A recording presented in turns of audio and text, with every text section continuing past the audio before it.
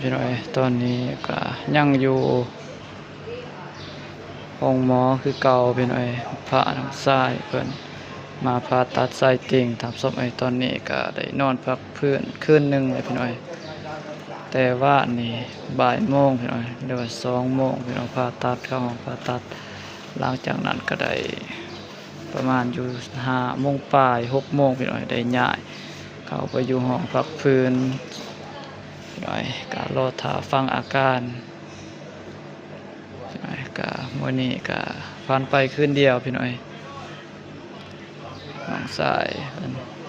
ก็เป็นครั้งแรกในชีวิตทำส้มที่ได้เข้ามาแบบนี้ทำส้มพี่แม่